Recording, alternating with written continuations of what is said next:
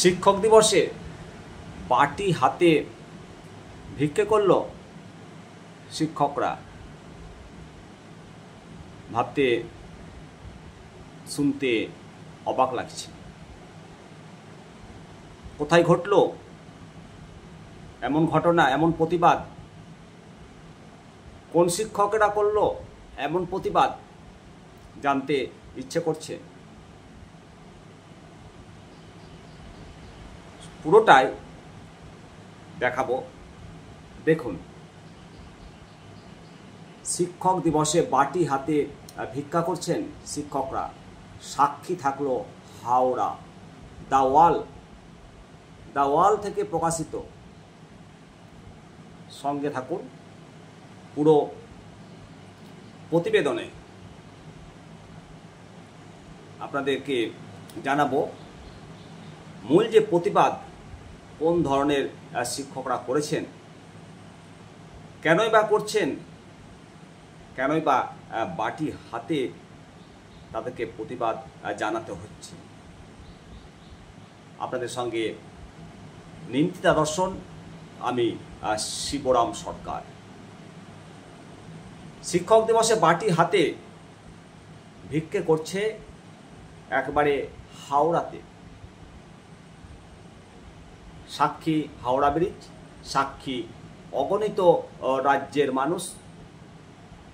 সুবিচারের দাবিতে এবং মূলত প্রশাসনের টনক নড়াতে, প্রশাসনের দৃষ্টি আকর্ষণ করতে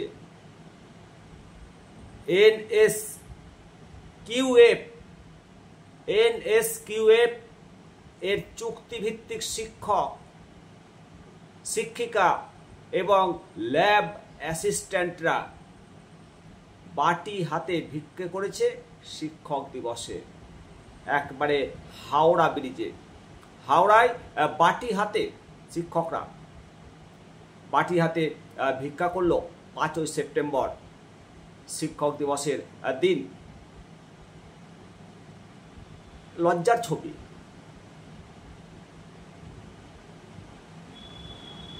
এই দৃশ্য দেখতে হবে পশ্চিমবঙ্গবাসীকে, ভারতবর্ষের মানুষকে। সোশ্যাল মিডিয়ায় সবাই দেখতে পাচ্ছে এবং শিক্ষক হিসাবে নিজেকেও খুব লজ্জা লাগছে। মূলত শুভেচ্ছার এরা পাবে কিনা তা হয়তো সময় বলবে। তবে সুবিচারের দাবিতে প্রশাসনের টনক নড়াতে বৃহস্পতিবার এই কর্মসূচি পালন করেছে এনএসকিউএফ এর চুক্তিভিত্তিক শিক্ষক, শিক্ষিকা এবং ল্যাব অ্যাসিস্ট্যান্ট। তাদের অভিযোগ, আন্দোলনকারীদের অভিযোগ, দীর্ঘ 11 বছর থেকে তাদের 1 টাকাও বেতন বৃদ্ধি হয়নি। কন্টিনিউয়াসলি 11টা বছর ধরে চাকরি করছেন, তাদের 1 টাকাও বেতন বৃদ্ধি হয়নি। সত্যি ভাবতেও অবাক লাগে। উপরন্ত শিক্ষকদের মাসের বেতন মাসে সুনিশ্চিত নেই। এই সমস্ত শিক্ষকরা তাদের যে বেতনটুকু পান সেটাও মাসে ঠিক মতো পায় না। 2 মাস থেকে 6 মাস অন্তর বেতন হয়। শিক্ষিকাদের মাতৃত্বকালীন কোনো সুযোগ সুবিধা নেই। টানা 35 মাস বেতনহীন অবস্থায় দিন কাটাচ্ছেন ল্যাব অ্যাসিস্ট্যান্টরা। 35 মাস, চিন্তা করুন একবার। এমনকি বকেয়া বেতনের কথা বলতে গেলে ছাঁটাইয়ের হুমকি দেওয়া হয় বলে অভিযোগ। গত 2 মাস ধরে এরা কোনো বেতন পাচ্ছেন না। দ্রব্যমূল্য বৃদ্ধির বাজারে বাঁচবে কীভাবে, এই প্রশ্ন তুলেছেন এই সমস্ত শিক্ষক শিক্ষিকাগণ। সংবাদ মাধ্যমকে জানিয়েছেন শিক্ষিকা পৌলমী মণ্ডল যে গত 2 মাস ধরে বেতন পাচ্ছে না। দ্রব্যমূল্য বৃদ্ধির বাজারে বাঁচব কীভাবে, বাধ্য হয়ে সরকারের দৃষ্টি আকর্ষণের জন্য রাস্তায় বাটি হাতে নেমে পড়েছে। পশ্চিমবঙ্গ NSQF শিক্ষক সংগঠনের রাজ্য সম্পাদক শুভদীপ ভৌমিক বলেছেন যে 11 বছরের জীবন যন্ত্রণা থেকে মুক্তি চাইছি। 11 বছরের জীবন যন্ত্রণা থেকে মুক্তি চাইছি। অবিলম্বে আমাদের স্থায়ী করে সরকারি শিক্ষা ব্যবস্থার মধ্যে আনা হোক। একই সঙ্গে অন্যায়ভাবে ছাঁটাই হওয়া যোগ্য ল্যাব অ্যাসিস্ট্যান্টদের বেতনসহ পুনর্বহালের দাবি জানিয়েছেন। Lab assistant Amit Roy The Wall bureau সংবাদ মাধ্যমকে জানিয়েছেন। সেই সূত্রে আপনাদের কাছে আজকে এই প্রতিবেদনে তুলে ধরছি যে যোগ্য হওয়া সত্ত্বেও অন্যায়ভাবে ছাঁটাই করা হচ্ছে এবং আর্তের সুরে বলেন যে কাজটা ফিরে পেতে চায়। পরিবার নিয়ে একসাথে পথে বসে গেছি। রাজ্যের 1611টি সরকার এবং সরকার পোষিত উচ্চ মাধ্যমিক বিদ্যালয়ে 16টি বিভিন্ন বৃত্তিমূলক বিষয়ে 2900 জন NSQF এর চুক্তিভিত্তিক শিক্ষক শিক্ষিকা কর্মরত। অর্থাৎ information technology, health care, apparel, plumbing, food processing, construction ইত্যাদি বিষয় তারা পড়ান। 2013 সালে শিক্ষকদের নিয়োগ হয়েছিল সমগ্র শিক্ষা মিশনের অধীনে।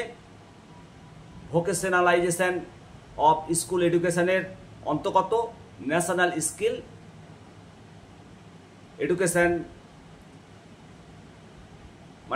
অন্তর্গত ন্যাশনাল স্কিলস কোয়ালিফিকেশনের যে ফ্রেমওয়ার্কস NSQF এই প্রকল্প নবম থেকে দ্বাদশ শ্রেণী পর্যন্ত স্থায়ী বিষয়গুলোতে বিভিন্ন বেসরকারি সংস্থা দ্বারা অস্থায়ীভাবে নিয়োগ করা হয়। এদের অভিযোগ নিয়োগের পর থেকে ন্যূনতম সরকারি সুযোগ সুবিধা তারা পান না। এ তো অন্যায়। আসলে শিক্ষার সঙ্গে যুক্ত সমস্ত শিক্ষকগণ যারা বিভিন্ন শিক্ষা প্রতিষ্ঠানে শিক্ষকতার কাজ করেন, সমাজ শিক্ষকদের কাছে অনেক কিছু আশা করেন। আর শিক্ষকের সঙ্গে সমাজের সমস্ত ক্ষেত্রে ওতপ্রোতভাবে নারীর টান। আর শিক্ষককে যখন বাটি হাতে, শিক্ষক নামের সঙ্গে কোনো ব্যক্তি বাটি হাতে যদি রাস্তায় রাস্তায় ভিক্ষা করতে হয়, এটা লজ্জা। এদের দাবির যেন বিচার করা হয়। শিক্ষা দপ্তর দেখুন এদের যে দাবিগুলো তারা রাখছে, তাদের যে স্থায়ী করার ব্যাপারে, তাদের ন্যূনতম সরকারি মজুরি যেন পায়, বছরের পর বছর যেন যে 11 বছর ধরে যখন তারা কাজ করছে তাদেরকে যেন বঞ্চিত না করা হয়। 11 বছর ধরে 1 টাকাও বৃদ্ধি হয়নি এবং নিয়মিত যে বেতনটুকু, সেই বেতনটুকু তারা পান না ঠিকমতো। 2 মাস 6 মাস অন্তর বেতন পান। এটা তো ভাবা দরকার। আজকে এই যে বাটি হাতে নেমেছেন এই সমস্ত শিক্ষকরা, এতে কি ভাবমূর্তি উজ্জ্বল হবে সরকারের, নাকি জনগণ ভালো চোখে দেখবে? এই খবর আর যাতে দেখতে না হয়, আর এই সম্পর্কে যাতে বলতে না হয়, তার জন্য সরকারের কাছে অনুরোধ, শিক্ষা দপ্তরের কাছে অনুরোধ, এদের প্রতি সুবিচার করা হোক। অবশ্যই আপনারা মতামত দেবেন। দেখতে থাকুন নিমতা দর্শন। সকলে ভালো থাকুন, সুস্থ থাকুন। নমস্কার।